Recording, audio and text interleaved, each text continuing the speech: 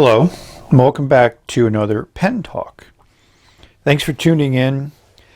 Thanks for following along. Today I'm going to take a sidetrack. There's this thing called Throwback Thursday. I've heard of it. Some people kind of get off on it, so I'm going to see how it works in videos.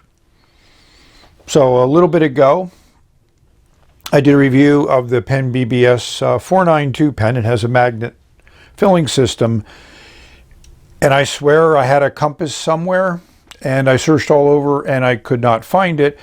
But in searching for it, I came across these items that you see in front of you and decided that they deserved a video.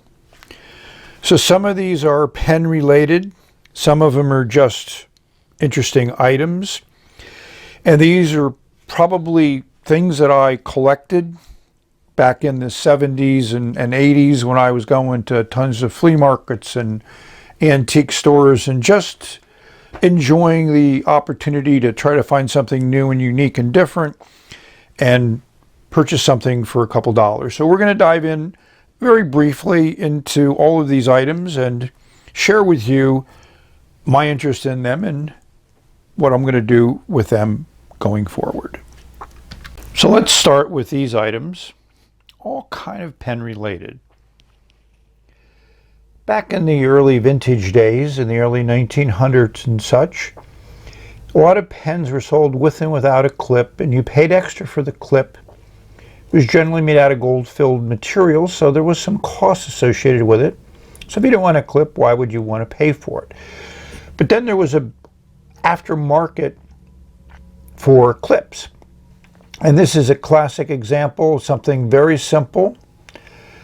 You know, you can bend this and change it, and it fit fairly well on any type of a round pen that was in a approximate size.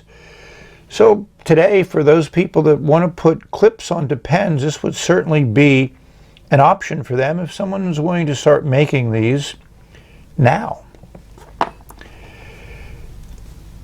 This is pretty much about as sleazy as you can get.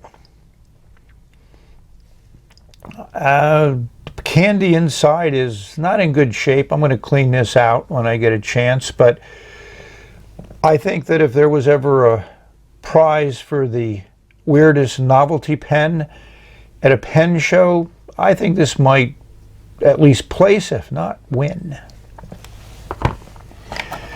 Eversharp first made pencils, and they made a lot of leads. So this is one of their leads that come in a tube. They also had leads in a tin like this one. This red top is very common. I got a bunch of these, and you know, it labeled with what lead was and everything else. So Eagle was a nib maker, kind of like Eversharp. And if you look closely, you can see the date, December 20th of 1909. And you know, E770 model. You know, the box is in good shape considering its age. But one of the things I find interesting is there's nothing here to indicate how many nibs are in the box. If we take off the cover, we'll see there's a load of nibs in here. I would say it's a gross, 144, that would be my guess. And they were into quality control back then, probably as much if not more than they are now. So one may think about the dip pen market before fountain pens became popular. So one of the things that you might talk about is, you know, here's one of those Eagle nibs from that box. It has those, doesn't have any slits on. Yes, it does. There's a fine line there. I don't know whether you'll see it if yeah, you can see it open up there. So that gives the nib a lot of flexibility. So you can see this thing would work well as a dip pen doing Spencerian script. And of course everything was stamped and identified. So how does that compare to a modern one? I recently bought these on eBay. They came from Japan. They're supposedly titanium, and I'm going to try to see if these zebra nibs would work in some fountain pens. I know some people have gotten them to work, but I figured the titanium nib would at least avoid the corrosion that is very typical with these steel nibs using a fountain pen ink in them and having that ink in contact with the nib for long periods of time. Unlike a dip pen where you just dipped it, wrote with it, and then cleaned it when you were done. And this nib also is very flexible, but I don't find it any more flexible than the 100 and almost 120-year-old or 110-year-old nib from Eagle. Now we're left with the three larger items in this group. So let's start with this interesting Art Deco lighter. I'm certain I bought it because I just liked the way it looked. Being an engineer, that's a very mechanical mechanism. You know, very serviceable, but certainly today would be called very steampunk. If we look at the bottom, so look at the bottom of the lighter, it's just hard to get the light correct. We'll see it's the Clark, always works. And there's a nice patent date on it. So Clark was a lighter manufacturer that basically made lighters from like 1928 to 1933, very limited lifespan. They were known for high-end lighters. In fact, they cost thousands of dollars for some of them, but obviously in precious metal, not this. It's a nice metal. It certainly doesn't show any corrosion. I haven't found any examples like this Art Deco enameled one here. They seem to be fairly collectible. So I'm showing you these in the as-received condition. I don't know whether I'll do anything to clean it up, but it certainly is a very good representation of an Art Deco item. So this is a straight razor. I'm certain I bought it because of this mock tortoise shell that's used in the sleeve. It's Solingen, which is a German city which was known for its knives and known for being able to make a sharp surface. This is certainly not survived well in the age, but it is still extremely sharp. And it says Romo engraved here. Not certain about the significance of that. And if you flip it over, you'll see 3000 made in Germany. So these seem to be fairly collectible. If you wanted to buy a new version of this, it would be over $100 from what I've seen. Not certain about whether this one is more collectible, less collectible. It's certainly not in mint in box condition, which a lot of collectors like. So that leaves us with our third item, which is this huge pen made out of ebonite. And if we look around for engraving, as I bring in more light, we'll see it's a jumbo pen made in Japan. So this has certainly been quite used. There should be a gold band here at the bottom of the cap. You can tell from my hands this is certainly a pen. I think the Hulk would probably enjoy using it. If you take off the cap, it's about 1 3/4 turns to take off the cap. You'll see just a steel nib. These were not high-end pens. These were novelty pens, but they were functional.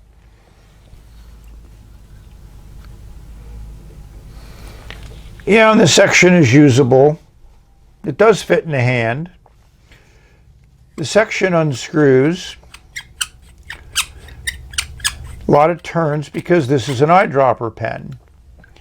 And inside is that little rod that seals off the back of the section. If you unscrew the cap, you'll see that that's something you would do to let ink flow. The cap also unscrews here. The finial of the cap unscrews. So if you wanted to work or do something on that clip, you could do that. Again, not in really any eager sense to restore this pen.